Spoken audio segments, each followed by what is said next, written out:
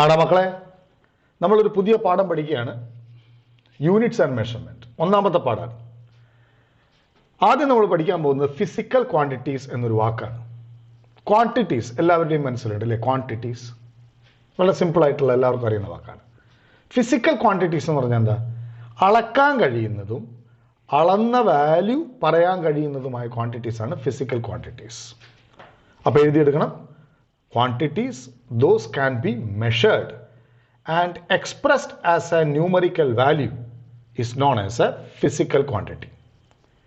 Okay, ഇപ്പോൾ നിങ്ങളുടെ കയ്യിലുള്ള ഈ പേനയുടെ നീളം എനിക്ക് അളക്കാം, എൻ്റെ തൂക്കം എനിക്ക് അളക്കാം. പക്ഷേ എനിക്കിപ്പോൾ ഉണ്ടായ സന്തോഷം എനിക്ക് അളക്കാൻ കഴിയില്ല. എനിക്കെൻ്റെ അമ്മേനോട് തോന്നുന്ന സന്തോഷം അല്ലെങ്കിൽ സ്നേഹം എനിക്ക് അളക്കാൻ കഴിയില്ല. അപ്പോൾ അളക്കാൻ കഴിയുന്ന ക്വാണ്ടിറ്റീസാണ് ഫിസിക്കൽ ക്വാണ്ടിറ്റീസ്. അപ്പോൾ എന്താണ് ഈ അളക്കുക എന്ന് പറഞ്ഞാൽ? മെഷർമെൻറ്റ് എന്ന് പറഞ്ഞാൽ എന്താ? മെഷർമെൻറ്റ്. ഇപ്പോൾ ഈ ഒരു വര, ഇതിൻ്റെ നീളം എനിക്ക് മെഷർ ചെയ്യണം. എനിക്ക് വേണമെങ്കിൽ ഈ പേനേനെ ഉപയോഗിക്കാം അല്ലേ? ഈ പേനേനെ ഉപയോഗിച്ചിട്ട് 1, 2, 2.5 പേന എന്ന് പറയാം എനിക്ക് നീളത്തെ. അപ്പം ഞാനെന്ത് ചെയ്യുന്നു? ആ വരയുടെ നീളത്തെ മറ്റൊരു നീളവുമായി താരതമ്യം ചെയ്യുന്നു. താരതമ്യം ചെയ്യുക എന്ന് പറഞ്ഞാൽ കമ്പയർ ചെയ്യുക. So I compare the quantity with a similar kind of another quantity. ആ പ്രോസസ്സിൻ്റെ പേരാണെന്ത്? മെഷർമെൻറ്റ്. സോ എഴുതി വെച്ചോളെ, measurement is the process of comparison of a quantity with the same kind. Okay, ഇനി നമ്മൾ എന്താ ചെയ്യുക? സ്വാഭാവികമായിട്ട് നമ്മൾ എന്താ ചെയ്യുക? ഇങ്ങനത്തെ ഒരു സാധനം മെഷർ ചെയ്യാൻ പറഞ്ഞാൽ നമ്മൾ എന്താ ചെയ്യുക? ഒരു സെൻറ്റിമീറ്റർ സ്കെയിൽ എടുക്കും. Okay, 30 centimetre. മറ്റേ വെച്ച് നോക്കും, ഇവിടുന്ന് 10 സെൻറ്റിമീറ്റർ. അപ്പം 30ഉം 10ഉം 40. എന്നിട്ട് നിങ്ങൾ പറയും എന്താ? സപ്പോസ് 40 സെൻറ്റിമീറ്റർ എന്ന് പറയും. You got it? 40 സെൻറ്റിമീറ്റർ. അപ്പോൾ ഈ 40 നമ്മൾ വിളിക്കുന്ന പേരാണ് ന്യൂമറിക്കൽ വാല്യൂ. ആ മെഷർമെൻറ്റിൻ്റെ ന്യൂമറിക്കൽ വാല്യൂ. സെൻറ്റിമീറ്റർ നമ്മൾ വിളിക്കുന്ന പേരാണ് യൂണിറ്റ്. അതാണ് ഒരു യൂണിറ്റ്. ഇനി അത് നിങ്ങൾ മീറ്റർ സ്കെയിലാണ് എടുത്തതെങ്കിൽ മീറ്റർ സ്കെയിലിൽ 0.4 മീറ്റർ എന്നായിരിക്കും വരിക അല്ലേ? 0.4 മീറ്റർ എന്ന് വരിക. അപ്പോൾ ഇതാണെന്ത്? മാഗ്നിറ്റ്യൂഡ് അല്ലെങ്കിൽ ന്യൂമറിക്കൽ വാല്യൂ. അതിനെ മാഗ്നിറ്റ്യൂഡ് എന്ന് പറയും കേട്ടോ, ഓർ ന്യൂമറിക്കൽ വാല്യൂ. പിന്നെ ഇതെന്താണ്? യൂണിറ്റ്. ഓക്കെ, അപ്പോൾ അവിടെ ഒരു കാര്യം ഉണ്ട് അല്ലേ? സെൻറ്റിമീറ്റർ മാറി മീറ്റർ ആയപ്പോൾ മാഗ്നിറ്റ്യൂഡ് ചെറുതായിപ്പോയി. ഇസ്ന്റ് ഇറ്റ്? ഓക്കെ, 40 സെൻറ്റിമീറ്റർ മാറി മീറ്ററിലേക്ക് ആക്കിയപ്പോൾ മീറ്റർ വെറും 0.4 ആയിപ്പോയി. അതിന് കിലോമീറ്ററിലേക്ക് ആക്കിയാൽ പിന്നെയും ചെറുതാവും അല്ലേ? അപ്പോ മാഗ്നിറ്റ്യൂഡ് എന്ന് പറയുന്നത് is inversely proportional to size of the unit. അതൊരു എഴുതി വെച്ചോളൂ. മാഗ്നിറ്റ്യൂഡ് ഓഫ് എ, അപ്പം നേരത്തെ നമ്മൾ എഴുതി എന്താണ് മെഷർമെൻറ്റ് എന്ന് എഴുതി. Measurement is the process of comparison of A quantity with the same kind. In A measured value, അത് എഴുതി വെക്കണേ. In A measured value there is A magnitude and a unit. When the size of the unit increases, the magnitude decreases. So we say magnitude is inversely proportional to unit, or mu equal to a constant. mu equal to a constant. Any ഒരു unit പല യൂണിറ്റുകളുണ്ട്. മെഷർമെൻറ്റിന് വേണ്ടി പല യൂണിറ്റുകളുണ്ട്. നീളത്തിന് metre ഉണ്ട്, centimetre ഉണ്ട്, ഭാരത്തിന് kilogram, gram, കറണ്ടിന് ampere, ടൈമിന് second, minute, ഇങ്ങനെയൊക്കെ ഒരുപാട് യൂണിറ്റുകളുണ്ട്. അടുത്ത സൈഡ് എന്താണ്? Characteristics of a standard unit. Characteristics of a standard unit എന്ന് വെച്ചാൽ ഒരു നല്ല യൂണിറ്റിൻ്റെ ക്യാരക്ടറിസ്റ്റിക്സ്. സ്വഭാവങ്ങൾ അല്ലെങ്കിൽ അതിൻ്റെ കൃത്യമായ രീതി അല്ലെങ്കിൽ അതിൻ്റെ കൃത്യമായ ആവശ്യം, ഒക്കെ പറയാം. Characteristics of a standard unit. ഒരു യൂണിറ്റ് നല്ല സ്റ്റാൻഡേർഡ് യൂണിറ്റ് ആവണമെങ്കിൽ എന്തൊക്കെ പ്രത്യേകതകൾ ഇതിനുണ്ടാവണം? ഒന്ന്, ഇറ്റ് ഷുഡ് ബി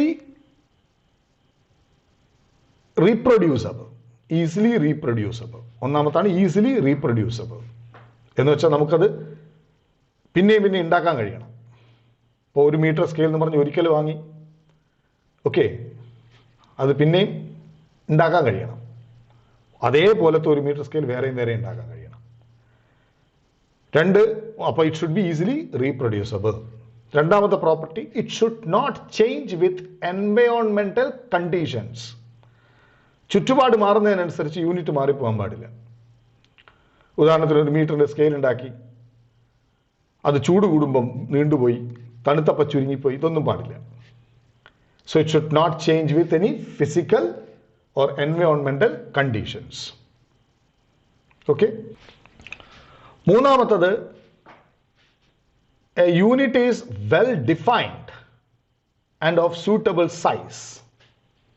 ഒരു യൂണിറ്റ് എന്ന് പറയുന്നത് കൃത്യമായി നിർവചിച്ചതും ഒരു ഉപയോഗിക്കാൻ കഴിയുന്ന സൈസ് ഉള്ളതുമായിരിക്കണം. ഇതാണ് ക്യാരക്ടറിസ്റ്റിക്സ് ഓഫ് എ യൂണിറ്റ്. അങ്ങനെ പലതരത്തിലുള്ള യൂണിറ്റ്, സിസ്റ്റം ഓഫ് യൂണിറ്റ്സ് ഉണ്ട്. അടുത്ത് നമ്മൾ പഠിക്കാൻ പോകുന്നത് സിസ്റ്റം ഓഫ് യൂണിറ്റ്സ്. ഇപ്പം നിങ്ങൾക്ക് തന്നെ അറിയാം, ആശാരിമാർ നീളം പറയുക കോലിലാണ്, അല്ലേ? കോല്. ആ കോല് പല ആശാരിമാർക്കും പല കോലായിരിക്കും പല നാട്ടിൽ. അപ്പം കുടുങ്ങിപ്പോലെ പലരും പല നാട്ടിൽ പലതുപോലെ പറഞ്ഞാൽ. പക്ഷേ ഇന്നങ്ങനെയല്ല. ഇന്ന് നിങ്ങൾ കേരളത്തിൽ ഫിസിക്സ് പഠിച്ചാലുണ്ടാകുന്ന റിസൾട്ട് ജപ്പാനിൽ ഒരാൾക്ക് പറഞ്ഞു കൊടുക്കുമ്പോഴും അയാൾക്ക് അറിയുന്ന യൂണിറ്റ് മാത്രമേ നമുക്കും അറിയുള്ളൂ, അല്ലെങ്കിൽ അയാൾ ഉപയോഗിക്കുന്ന യൂണിറ്റ് തന്നെയാണ് നമ്മളും ഉപയോഗിക്കുന്നത്. ഇൻ്റർനാഷണലി ഇപ്പോൾ ഒരു സിസ്റ്റം ഓഫ് യൂണിറ്റിലേക്ക് മാറി. അപ്പോൾ അതൊക്കെ അടുത്ത് സംഭവിച്ചാണ്, 1970 ശേഷം സംഭവിച്ചാണ് സ്റ്റാൻഡർഡൈസേഷൻ, ഇൻ്റർനാഷണൽ സ്റ്റാൻഡർഡൈസേഷൻ. നമുക്ക് അതിലേക്കൊക്കെ വരാം. ഞാനിനി ചില യൂണിറ്റുകൾ പറയാം.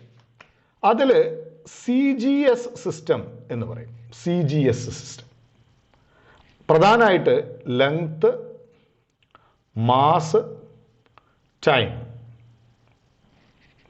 ഇങ്ങനെ 3 ക്വാണ്ടിറ്റികളെയാണ് റെപ്രസെന്റ് ചെയ്യേണ്ടത്. CGS സിസ്റ്റത്തിൽ ലെങ്ത് സെന്റിമീറ്ററിലും, മാസ് ഗ്രാമിലും, ടൈം സെക്കൻഡിലും അളക്കും. ഓക്കെ. ഇനി FPS സിസ്റ്റം ഫൂട്ടിൽ ലെങ്ത് അളക്കും, പൗണ്ടിൽ മാസ് അളക്കും, സെക്കൻഡിൽ ടൈം അളക്കും. ഓക്കെ. പിന്നെ MKS സിസ്റ്റം അത് മാസ് അല്ല, ലെങ്ത് മീറ്ററിൽ അളക്കും, മാസ് കിലോഗ്രാമിൽ അളക്കും, ടൈം സെക്കൻഡിൽ അളക്കും. ഈ MKS സിസ്റ്റമാണ് ഏറ്റവും കൂടുതൽ പ്രചാരത്തിൽ ഉണ്ടായിരുന്നത്, അല്ലെങ്കിൽ ഏറ്റവും കൃത്യമായി ഉപയോഗിക്കാൻ കഴിയുന്നത്, ഏറ്റവും സൗകര്യമുള്ളതും ഈ MKS സിസ്റ്റമാണ്. അങ്ങനെ 971 ജനീവയിൽ നടന്ന ഒരു കോൺഫറൻസിൽ തീരുമാനിച്ചു ലോകം മുഴുവനും ഇനി ഒരു സിസ്റ്റത്തിലേക്ക് മാറണം. സിസ്റ്റം ഡി ഇന്റർനാഷണലേ ആന്ന് പഠിക്കണ്ട. നമ്മൾ ചുരുക്കിയതിനെ SI സിസ്റ്റം എന്ന് പറയും. SI സിസ്റ്റം, സിസ്റ്റം ഇന്റർനാഷണൽ എന്നാണ് ഉദ്ദേശിക്കുന്നത്. സിസ്റ്റം ഡി ഇന്റർനാഷണലേ എന്നാണ് അതിൻ്റെ ഫുൾ നെയിം. SI സിസ്റ്റം എന്ന് പറയും. ഈ SI സിസ്റ്റം MKS സിസ്റ്റത്തിൻ്റെ മാസ് കിലോഗ്രാം സെക്കൻഡ് എന്ന് പറയുന്ന സാധനത്തെ എടുത്തു, കൂടാതെ മറ്റ് ചില ക്വാണ്ടിറ്റികളിലൂടെ ഇതിനകത്തേക്ക് ആഡ് ചെയ്തു. ഓക്കെ. അപ്പോൾ SI സിസ്റ്റത്തിലെ മറ്റ് ചില ക്വാണ്ടിറ്റീസ് ഏതൊക്കെയാണ് എന്നും കൂടെ നമുക്ക് നോക്കാം. ഓക്കെ. ഞാൻ നേരത്തെ ഒരു ക്ലാസിഫിക്കേഷൻ പറഞ്ഞു അല്ലേ, അതേപോലെ മറ്റൊരു ക്ലാസിഫിക്കേഷനാണ് ക്വാണ്ടിറ്റീസിനെ നമുക്ക് രണ്ടൽ ക്വാണ്ടിറ്റി, രണ്ടാമത്തത് ഡിറൈവ്ഡ് ക്വാണ്ടിറ്റി. ക്വാണ്ടിറ്റീസ് നമ്മളിങ്ങനെ രണ്ടായി തിരിക്കുക. ഫണ്ടമെന്റൽ ക്വാണ്ടിറ്റീസ് എന്ന് പറഞ്ഞാൽ fundamental quantities, the quantities those can not be expressed in simpler form are known as fundamental quantities. Quantities those cannot be expressed in simpler form, fundamental quantities. Derived quantities are those quantities who can be represented by simpler forms. ഒരു simple example പറഞ്ഞാൽ area എങ്ങനെയാ length into breadth ആണ്. അപ്പൊ area ഒരു derived ക്വാണ്ടിറ്റിയാണ്. അത് രണ്ട് ലെങ്ത്തുകളുടെ, ലെങ്ത് ഒരു ലെങ്ത് ആണ്, ബ്രെഡ്ത്ത് ഒരു ലെങ്ത് അല്ലേ. അപ്പൊ രണ്ട് ലെങ്ത്തിനെ ഗുണിക്കുമ്പോഴാണ് ഏരിയ കിട്ടുന്നത്. അപ്പൊ ഏരിയ ലെങ്ത്തുകളിൽ നിന്നുണ്ടായതാണ്. റെഡി? അല്ലെങ്കിൽ സ്പീഡ് എന്താ? Distance by time. അപ്പൊ ഞാൻ സ്പീഡിനേക്കാളും സിമ്പിളായ രണ്ട് ക്വാണ്ടിറ്റികൾ ഉപയോഗിച്ച് റെപ്രസെന്റ് ചെയ്തു. ഒന്ന് ഡിസ്റ്റൻസും മറ്റൊന്ന് ടൈം. അപ്പൊ ഡിസ്റ്റൻസ് ബൈ ടൈം, അതാണ് സ്പീഡ്. അപ്പൊ ഡിസ്റ്റൻസ് ഒരു ക്വാണ്ടിറ്റിയാണ്, ടൈം ഒരു ക്വാണ്ടിറ്റിയാണ്. അപ്പൊ സ്പീഡിനെ നമ്മൾ രണ്ട് മറ്റ് ക്വാണ്ടിറ്റികളുടെ കൊണ്ട് റെപ്രസെന്റ് ചെയ്തു. പക്ഷേ ഇത് ഒരാളെടുത്ത് നോക്കി, ലെങ്ത് എന്ന് പറയുന്ന ഒരാളെ നിങ്ങൾക്ക് പിന്നെ ചെറുതാക്കാൻ പറ്റുമോ? ഇല്ല. സെക്കൻഡ്, ടൈം എന്ന് പറഞ്ഞ ഒരാളെ സെക്കൻഡ്, അപ്പൊ ഡിസ്റ്റൻസ് ഇത് മീറ്റർ ബൈ സെക്കൻഡ് ആണ് അല്ലേ ഇവന്റെ യൂണിറ്റ്. അപ്പൊ മീറ്റർ എന്ന് പറഞ്ഞ ഒരാൾ നിങ്ങൾക്ക് ചെറുതാക്കാൻ പറ്റും? ഇല്ല. സെക്കൻഡ് എന്ന് പറഞ്ഞ ഒരാൾ ഇനി ചെറുതാക്കാൻ പറ്റും. അപ്പൊ സെക്കൻഡ്, ടൈം, ലെങ്ത് ഒക്കെ ഫണ്ടമെന്റൽ ക്വാണ്ടിറ്റീസ് ആണ്. കാര്യം those cannot be represented in simpler forms. അങ്ങനെ SI സിസ്റ്റത്തില് ചില ഫണ്ടമെന്റൽ ക്വാണ്ടിറ്റീസ് ഉണ്ട്. ആ ഫണ്ടമെന്റൽ ക്വാണ്ടിറ്റീസിന് ഫണ്ടമെന്റൽ യൂണിറ്റ്സ് ഉണ്ട്. ഓക്കെ, നമുക്കത് നോക്കാം ഓരോന്നായിട്ട്. അപ്പോൾ ആദ്യം നമുക്ക് ഫണ്ടമെന്റൽ ക്വാണ്ടിറ്റീസ് ഏതാണെന്ന് നോക്കണം, പിന്നെ അവൻ്റെ യൂണിറ്റ് നോക്കണം, പിന്നെ അതിൻ്റെ റെപ്രസെൻറ്റേഷൻ നോക്കണം. ഇത്രയും കാര്യങ്ങൾ നോക്കണം. പ്രധാനമായിട്ട് ലെങ്ത്, ഒന്ന് ലെങ്ത് ആണ്. ലെങ്ത്തിൻ്റെ യൂണിറ്റ് മീറ്ററിലാണ്, SI യൂണിറ്റിൽ. അതിൻ്റെ റെപ്രസെൻറ്റേഷൻ L എന്നാണ് കാണിക്കുക. L എന്നാൽ ലെങ്ത് ആണെന്ന് അർത്ഥം. രണ്ട് മാസ് ആണ്. മാസ് SI യൂണിറ്റ് കിലോഗ്രാം ആണ്. അതിനെ ക്യാപിറ്റൽ M കൊണ്ട് റെപ്രസെന്റ് ചെയ്യും. മൂന്നാമത്തത് ടൈമാണ്. ടൈമിൻ്റെ SI യൂണിറ്റ് സെക്കൻഡ് ആണ്. അതിനെ T എന്ന റെപ്രസെൻറ്റേഷൻ കാണിക്കും. നാലാമത്തത് കറണ്ട് ആണ്, ഇലക്ട്രിക് കറണ്ട്. ഇലക്ട്രിക് കറണ്ടിനെ ആംപെയർ എന്ന് പറയുന്ന ഒരു യൂണിറ്റ് ആണ് വിളിക്കുക. ആംപെയർ. അതിൻ്റെ റെപ്രസെൻറ്റേഷനും A തന്നെയാണ്. ഓക്കെ. അഞ്ചാമത്തത് ടെമ്പറേച്ചർ. അഞ്ചാമത്തെ ഫണ്ടമെന്റൽ ക്വാണ്ടിറ്റിയാണ് ടെമ്പറേച്ചർ. അതിൻ്റെ യൂണിറ്റ് കെൽവിൻ ആണ്. ഓക്കെ, അതിനെ K കൊണ്ട് തന്നെയാണ് വീണ്ടും കാണിക്കുക. ആറാമത്തത് amount of substance.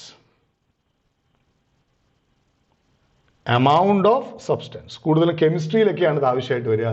amount of substanceന് മോൾ ആണ് യൂണിറ്റ്. വീണ്ടും മോൾ എന്ന് തന്നെയാണ് റെപ്രസെന്റ് ചെയ്യുക. ഓക്കെ. ഏഴാമത്തതും അവസാനത്തതുമായത് ലൂമിനസ് ഇന്റൻസിറ്റി.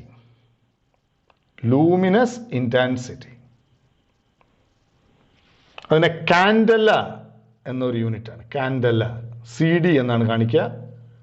ഇവിടെ റെപ്രസെന്റ് ചെയ്യുന്നതും CD എന്ന് തന്നെയാണ്. അപ്പൊ ഇതൊക്കെയാണ് ഫണ്ടമെന്റൽ ക്വാണ്ടിറ്റികൾ. ഇനി ചെറുതാക്കാൻ കഴിയാത്ത ഏറ്റവും ചെറിയ ക്വാണ്ടിറ്റികൾ, SI സിസ്റ്റത്തിലെ ഏറ്റവും ചെറിയ ക്വാണ്ടിറ്റികൾ ഇവരൊക്കെയാണ്. ഇവരെ ഉപയോഗിച്ചാണ് മറ്റു ക്വാണ്ടിറ്റീസുകളെല്ലാം ഉണ്ടാക്കുക. ഡിറൈവ്ഡ് ക്വാണ്ടിറ്റീസുകൾ ഉണ്ടാക്കുക ഇവനെ ഉപയോഗിച്ചാണ്. ഓക്കെ. ഈ ഫണ്ടമെന്റൽ ക്വാണ്ടിറ്റീസിന് പുറമെ സപ്ലിമെന്ററി ക്വാണ്ടിറ്റീസും കൂടെ ഉണ്ട് SI സിസ്റ്റത്തിൽ. Supplementary quantities. ഒന്നാമത്തത് പ്ലാനാർ ആംഗിൾ. നമ്മുടെ സാധാരണ ആംഗിൾ, നമ്മുടെ എന്താ പറയുക, ഒരു ആർക്ക് ഉണ്ടാക്കുന്ന ആംഗിളൊക്കെ പറയില്ലേ, അതായത് ആംഗിൾ, നമ്മൾ പറയുന്ന ആംഗിൾ, അതിൻ്റെ യൂണിറ്റ് റേഡിയൻ ആണ്. പ്ലാനാർ ആംഗിളിൻ്റെ യൂണിറ്റ് റേഡിയൻ. അതിനെ RAD എന്നാണ് കാണിക്കുക. പിന്നെയുള്ളത് സോളിഡ് ആംഗിൾ ആണ്. അതൊരു തരം 3 ഡയമെൻഷണൽ ആംഗിളാണ്. ഇപ്പോൾ നമ്മൾ സിമ്പിളായിട്ടൊരു എക്സാമ്പിൾ പോലെ പറഞ്ഞാൽ, ഇപ്പോൾ ഒരു ഐസ്ക്രീമൊക്കെ ഉണ്ടാക്കുന്ന ആ ഒരു ടൈപ്പ് ഒരു. ഓക്കെ, അടുത്തത് സോളിഡ് ആംഗിൾ ആണ്. സോളിഡ് ആംഗിൾ ഏതാണ്ട് എന്താ പറയുക, ഞാൻ സംതിങ് ലൈക്ക് ദിസ്, ഇങ്ങനെ ഒരു 3 ഡയമെൻഷണൽ സ്ട്രക്ചറൊക്കെ ഉണ്ടാക്കുന്ന കൈൻഡ് ഓഫ് ആംഗിൾസ്. ഓക്കെ, ഇത് കറക്റ്റാണ്. ഇത്തരത്തിലുള്ള ഒരു ആംഗിൾ, നമ്മളെന്താ പറയുക, ഒരു ജോക്കറിൻ്റെ തൊപ്പിയൊക്കെ ഉണ്ടാക്കുന്ന പോലത്തെ ആംഗിൾ, അല്ലെങ്കിൽ ഒരു പാരച്യൂട്ട് പറന്നു പോകുമ്പോൾ ആ പാരച്യൂട്ടിൻ്റെ നൂലുകളെല്ലാം കൂടെ ഉണ്ടാക്കുന്ന പോലത്തെ ആംഗിൾ, റൈറ്റ്? അതിൻ്റെ യൂണിറ്റാണ് സ്റ്റിറേഡിയൻ. ഇതൊരു സപ്ലിമെൻ്ററി ക്വാണ്ടിറ്റിയാണ്. പിന്നെ റേഡിയോ